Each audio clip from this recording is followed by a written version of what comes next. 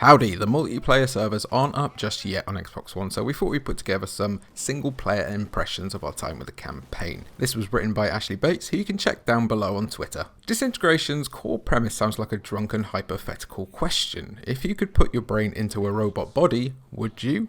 You'd be able to extend your life, sure, but you wouldn't be able to eat food, touch other humans, and you'd probably start to rust anytime you went near the sea.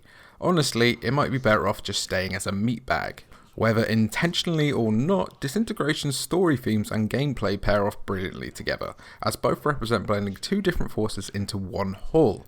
In its story, humans have placed their brains into robot bodies in a process known as integration, while the gameplay fuses FPS and flight gameplay with strategic elements. Although the overall narrative might not be stellar, the gameplay more than makes up for it. You play as Roma Shaul, a graph cycle pilot who leads a band of outlaws against the oppressive Rayon. With threats such as disease and climate change threatening humanity's existence, humans look to integration as a means of survival. Naturally, the Rayon see integration as a bit of an upgrade, and have now taken to forcing the process on all of humanity, so it's up to you to scupper their plans. As plot goes, it's a perfectly serviceable sci-fi romp of a ragtag team facing down the might of a totalitarian regime. Sure, it's unoriginal. You could probably list off plenty of sci-fi films, TV shows, books and games where a group of lovable rebels try to stop an empire from striking back, but it's decent enough to carry you from the press start screen to the credits. It's the gameplay of Disintegration that makes the game worth checking out. At a base level, the game is a first-person shooter where players control a graph cycle, which can fly around the map raining down death from above. While the graph cycle can't go too high, it offers a refreshing perspective on traditional FPS gameplay that still ensures you're connected with the action. Personally, I found that the shooting took a little bit of getting used to at first. During the game's initial tutorial and first level, I found myself tinkering with my sensitivity settings, as I was struggling to line up shots on certain enemies.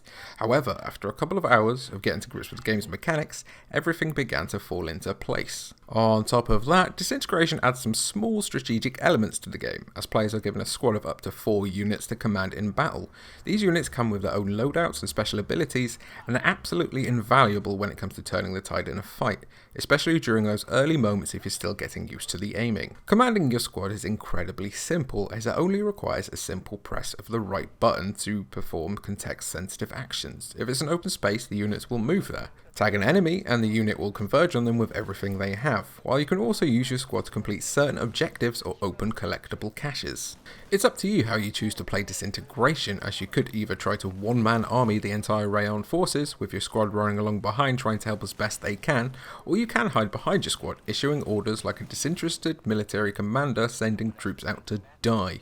Both are viable, but naturally you'll be more likely to succeed if you do both, using the team to focus down larger enemies or defend key objectives. If nothing else, sticking with your team members gives the enemy more targets to shoot, which is always nice. Despite their best efforts though, the AI units you supervise are a bit thick, as they're constantly walking into mines and other dangers, so it's best if you guide them through the battlefield, directing them to stay away from anything explosive. Fortunately, if one of your units does bite the bullet, you can simply collect their brain can and they'll respawn after a short delay. In between levels, you can explore staging areas or hubs, talk to your fellow outlaws to gain more insight into the world of Disintegration, and accept challenges for the mission ahead.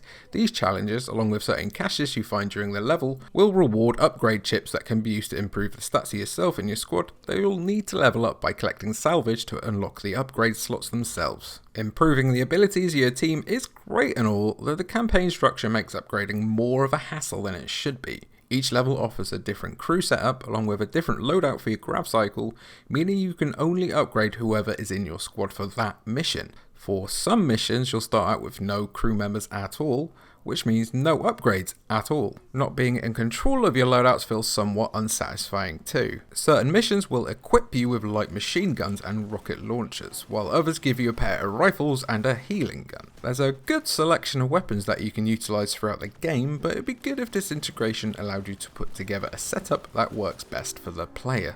Disintegration likely isn't going to become a world-beating blockbuster title that'll rocket to the top of everyone's Game of the Year list, but the game's blend of FPS and flight gameplay and real-time strategy gives the game a unique formula that could be built upon in future installments. If you've got some spare cash and you're looking for something a little bit different from the usual shooters out there, Disintegration is worth picking up. So there you have it then, there are our thoughts on Disintegration, which is due to launch on June 16th. Do let us know if you're interested in the game itself below, and thank you for watching. I'm putting together a crew. My latest crew, I should say. Well,